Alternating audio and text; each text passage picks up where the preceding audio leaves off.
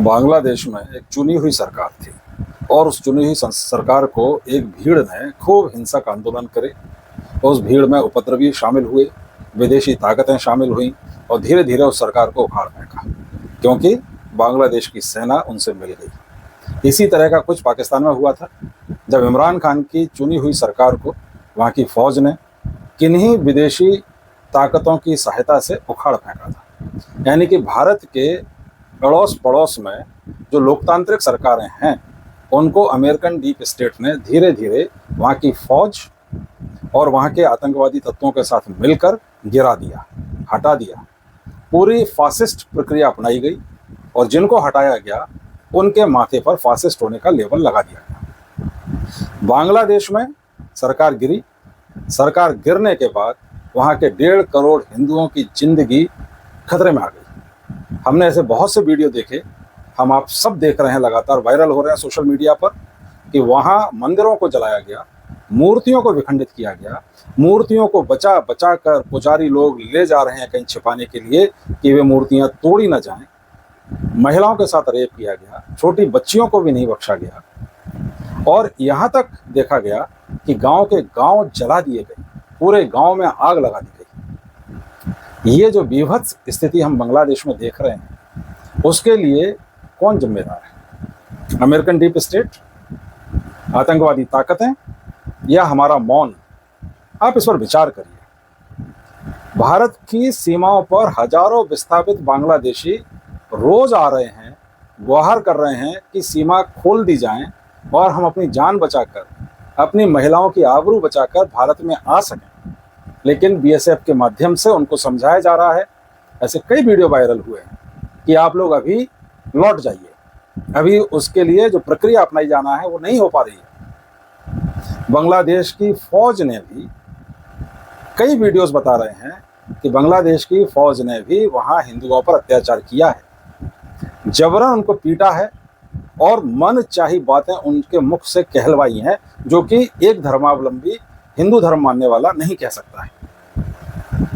इन सारी स्थितियों के बीच में जिनके हाथ में बांग्लादेश की वागडोर सौंपी गई है, मोहम्मद यूनुस, वो बांग्लादेश आते हैं अमेरिका से और आते ही वो वक्तव्य देते हैं कि भारत को मैं कभी माफ नहीं करूंगा, क्योंकि भारत ने ये कहा कि बांग्लादेश में ये जो आंदोलन चल रहा है उसका आंतरिक मुद्दा है। जब आपके पड़ोसी का घर जल रहा हो तो आप उसे आंतरिक मुद्दा नहीं कह सकते।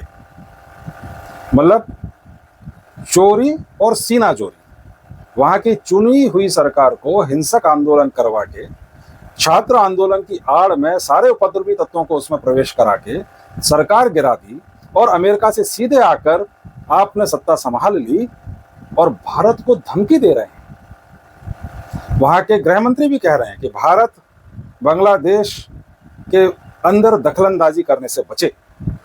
और इसी बीच में कुछ बड़ी इंटरेस्टिंग तस्वीरें भी आई हैं कि जहां कुछ मंदिरों को सेना की टुकड़ियां प्रोटेक्ट करती हुई दिखाई दे रही हैं। कहा यह जा रहा है कि अमेरिकन इंटेलिजेंस ने बांग्लादेश को बताया है कि भारत कोई सैन्य कार्रवाई कर सकता है, इसलिए तुम ऐसा शो करो कि तुम हिंदुओं की रक्षा कर रहे हो। आपको पता है बांग्लादेश की फौज कितनी बड़ी है? 1,30,000 की कुल फौज है, जिसमें आर्मी करीब 70,000 है, बाकी पैरामिलिट्री फोर्सेस है। और भारत की आर्मी विश्व की सबसे बड़ी संख्या वाली आर्मी है। 50 लाख से ऊपर रेडी सोल्जर्स हैं आर्मी और पैरामिलिट्री फोर्सेस के। ये एक अवसर था जो भारत ऐसा लग रहा है कि गंवाता जा रहा है। ये 1971 को रिपीट करने का अद्भुत अवसर था। इससे तीन शक्तियों को सबक सिखाया जा सकता था। एक तो बांग्लादेश में पनप रही आतंकवादी फंडामेंटलिस्ट फोर्सेस को, जो ये भूल गए कि जब पाकिस्तानी सेना ने लाखों बांग्लादेशी महिलाओं का रेप किया था, लाखों बांग्लादेशियों को मारा था, तब इसी भारत की फौज ने उन्हें आज़ादी दिलाई थी। वहाँ बांग्लादेश में फौजी इंटरवेंशन करके बांग्लादेश के कम से कम 2 हिस्से कर देना चाहिए थे, जिसमें एक हिस्से में 1.5 करोड़ हिंदुओं को बसाया जाता। दूसरा, अगर आप गौर करें तो पिछले 2 से 3 महीने में कश्मीर के अंदर, जम्मू और कश्मीर में आतंकवाद ने एकदम फिर से सिर उठा लिया है। 14 अगस्त यानी कि आज भारतीय सेना का एक कैप्टन वहां शहीद हुआ है और ये लगातार हो रहा है। भारतीय सैनिक, भारतीय अफसर वहां मर रहे हैं। पाकिस्तान को भी एक तगड़ा सबक सिखाने की जरूरत है और इन दोनों को जब आप सबक सिखाएंगे तो यहाँ रिजीम चेंज करने वाली जो ताकतें अमेरिका में बैठी हुई हैं, अमेरिकन डीप स्टेट, उसको खुद ही पनिशमेंट मिल जाएगा और वो आगे से ऐसा कोई भी कदम उठाने से पहले 100 बार सोचेंगे कि भारतीय उपमहाद्वीप में इंटरवीन करने का मतलब है अपनी इज्जत गंवा देना। आज योगी जी ने एक बहुत अच्छा स्टेटमेंट दिया है। 14 अगस्त वो दिन है जब अखंड भारत खंड खंड हुआ था। भारत पर मुगलिया आक्रमण के दरमियान जितना बड़ा हिस्सा कभी भी उनके पास नहीं रहा, 1947 में उससे कई गुना ज़्यादा हिस्सा भारत का विभाजन करके पाकिस्तान और फिर बांग्लादेश के रूप में बने हुए दूसरे देश को दे दिया गया। योगी जी ने आज कहा, और उन्होंने इसके लिए महर्षि अरविंद की उस उक्ति का सहारा लिया जिसमें महर्षि अरविंद ने यह कहा था कि आध्यात्मिक जगत में पाकिस्तान का कोई वजूद है नहीं। भविष्य में पाकिस्तान या तो अखंड भारत में विलय होगा या पाकिस्तान का अस्तित्व मिल जाएगा। योगी जी ने आज ये सीधी सीधी चेतावनी दी है। मोदी जी के पास अवसर है कि वे भारत के इतिहास में लाल बहादुर शास्त्री, इंदिरा गांधी एवं अटल बिहारी वाजपेयी की तरह अपने को अमर कर लें।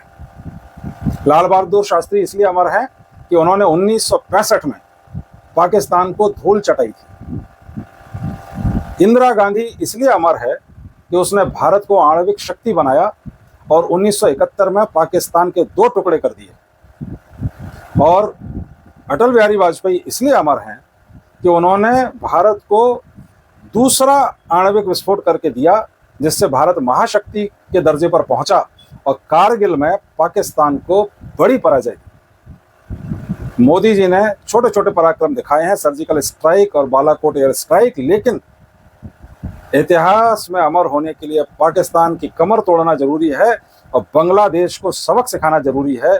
और इसके लिए ये मन में रखना होगा कि 1947 को जो भारत का बंटवारा हुआ उसको भारत कभी भी खारिज कर सकता है।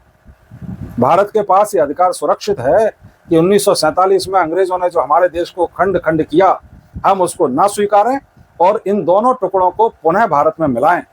और जब तक हम नहीं मिला पाते हैं तब तक इनको कई कई टुकड़ों में बदल दें। अभी भी अवसर है, 1971 दोहराएं, बांग्लादेश को 2 टुकड़ों में बांटें और संभव हो तो पाकिस्तान को आने वाले समय में बलूचिस्तान इत्यादि, सिंध प्रांत इत्यादि 2-3 हिस्सों में बहुत आसानी से बांट सकते हैं।